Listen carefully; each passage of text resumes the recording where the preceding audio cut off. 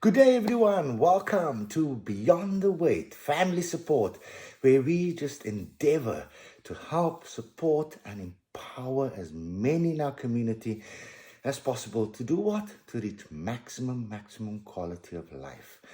And I'm your host, Denzil Jacobs. I'm an occupational therapist, and I'm passionate to help. Just simply to help and support, as I said already. So today, what are we going to look at? The main topic today is building a strong vestibular system within the comfort of your own home or your own classroom, whichever environment that you're working in and living in, and dealing with all sorts of neurological conditions such as autism, dyspraxia, ADHD, whatever the diagnosis. Okay, we're going to look at how general principles and how to establish a perfect and wonderful space within your own home or within your classroom or within your therapy room or wherever you're working, and how to build a strong vestibular system. Okay, that system that's so crucial to help us navigate through life. If that system is off, it doesn't only physically affect us from a balance and movement and coordination perspective, but it affects our emotions, it affects our confidence, it affects so much things. But like I said, today we're just going to touch on the basics. But before we go deeper into how to build a strong vestibular system, some admin stuff first, okay? And some stuff that I hope is going to encourage you to get more involved. What am I talking about? I want to encourage you to please click subscribe. Why do you want to click subscribe? Number one, it is free. It is not going to cost you a cent. It's not going to cost you a cent to click the subscribe button. So why not?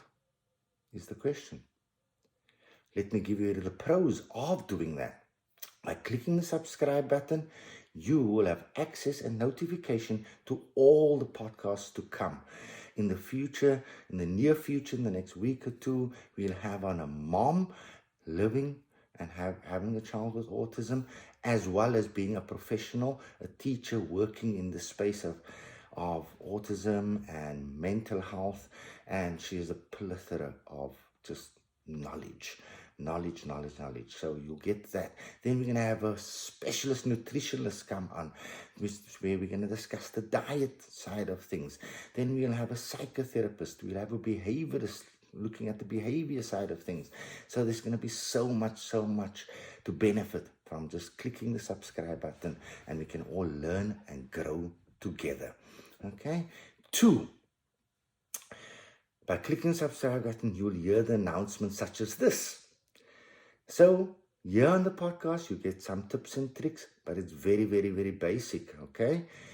But on the 7th of April, we will have an in-person workshop where we will look at the practical stuff, the tips and tricks. We'll go comprehensively into it on what can you do already, especially if you're biding your time on a waiting list. What can I do while I'm on my waiting list, within my home, within my classroom, within my organization, wherever I'm working? What can I do already as I wait to get into the professional service? There is so much we can do already to bring progress for our individuals living with neurological conditions. So, how can you further ensure that you have all the tools that you're required to be fully integrated and interactive within this community of ours? Go to my website. On the website, www. It will come up on your screen, denziljacobsot.ie. You go there, you click on the menu icon, and when you click on the menu icon, you will get the drop-down menu, and there you will have access to purchasing your ticket and your space for the in-person workshop on the 7th of April. Seats are limited, so please, I encourage you, get onto it quickly. Don't leave it to the last minute and be disappointed when spaces has all been taken. Okay, so I encourage you to do that. Also, the other benefit of going to my website and staying in touch with the website is, there's an icon, the YouTube icon. You just click on the YouTube icon and you'll have access to all the podcasts previously done, this current one, and the ones to come in the future. So again, the easiest thing is click the subscribe button and you'll get those notifications. By the way, switch on your notifications, because many comes to me and say, oh, but we didn't know you put that up, simply because your notifications is off on your device. Okay, so clicking the subscribe button but having your notifications off, obviously you're not going to get notified that Beyond the Wait has just released another podcast. So we're not only in YouTube, you can find us on Spotify, you can see our reels on Instagram, there's Facebook. Just join our community.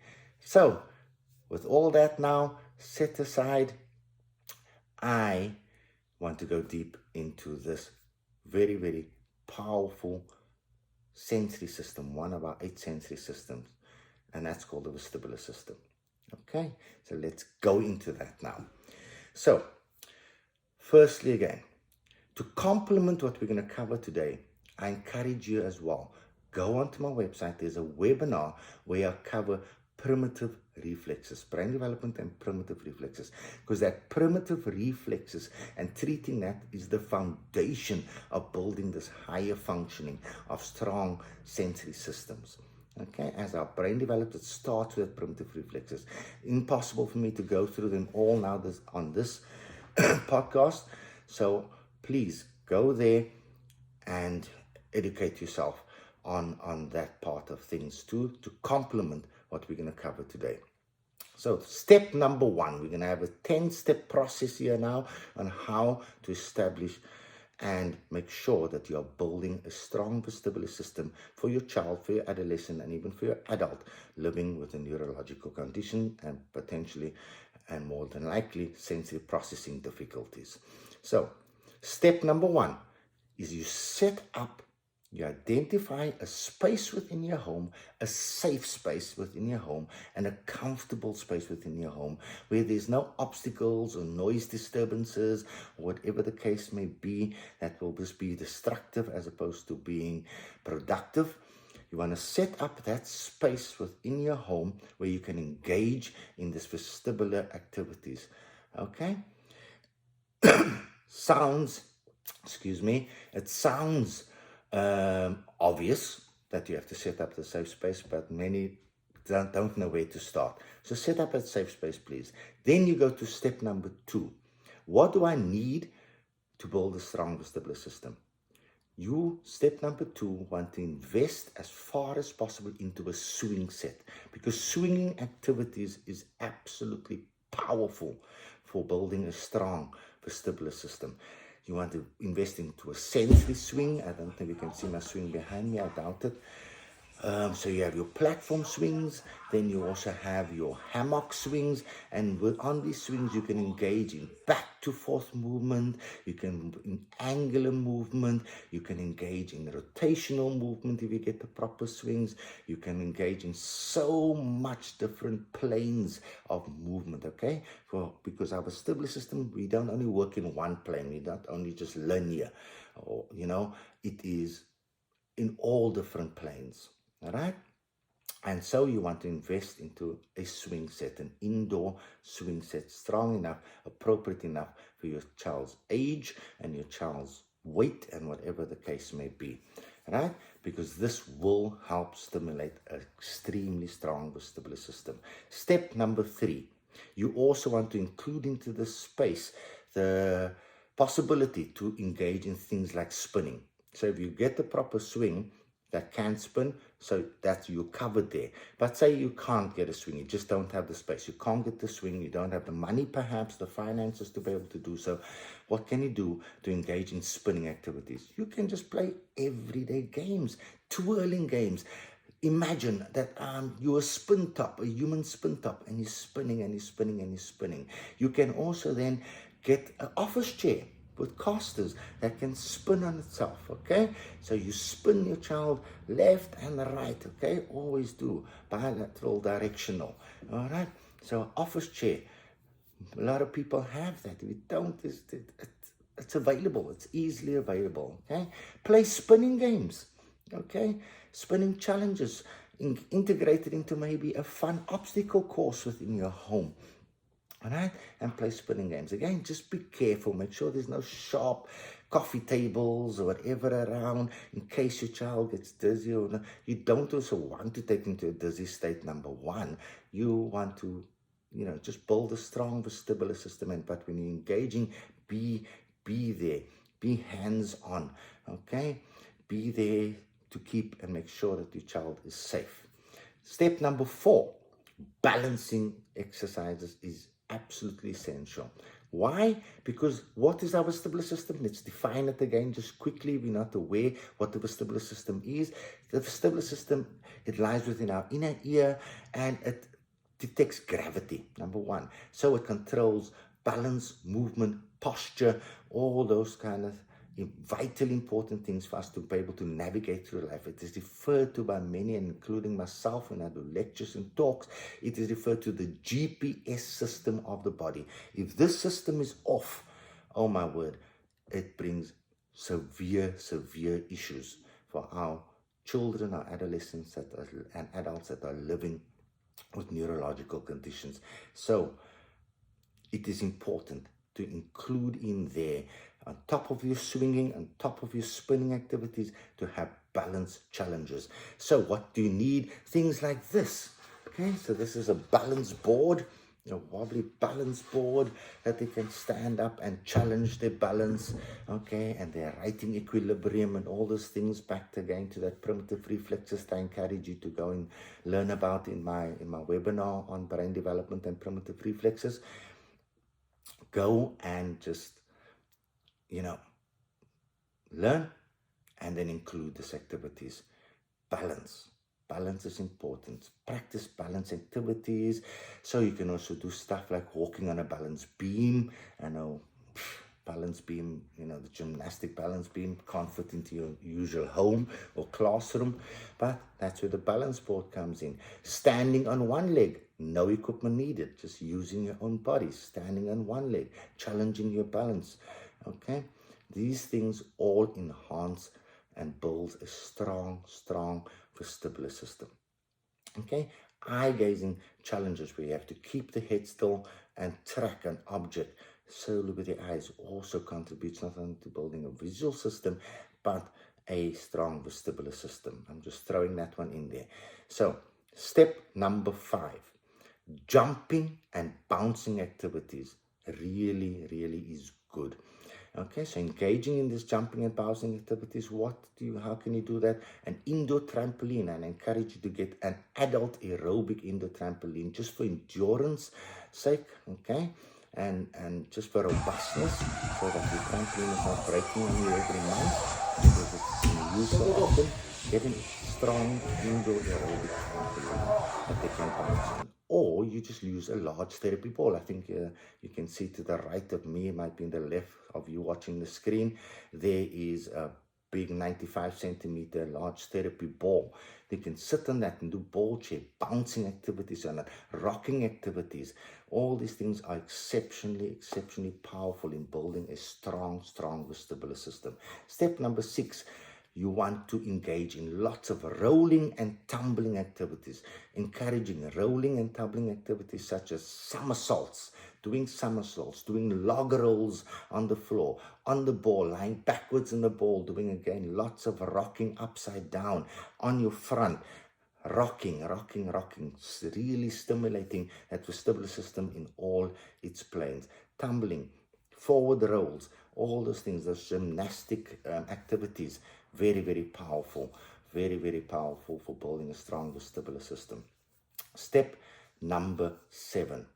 Here you are going to have to engage with a professional, because none of what I presented now, although it's going to help and bring progress for your child, it does not eradicate the need of getting involved with a trained professional that can help you identify the specific sensory stimulation and interventions for your specific child or adolescent, or if it's yourself as an adult. All right. You want to get involved. Why? Because a sensory trained occupational therapist can help you with what? With creating what we call a sensory diet. Okay, the word diet is thrown in there because I often use the analogy: if you're hungry, right, you got to eat. Okay, to fill yourself. Hungry and thirsty, you got to eat and you got to drink.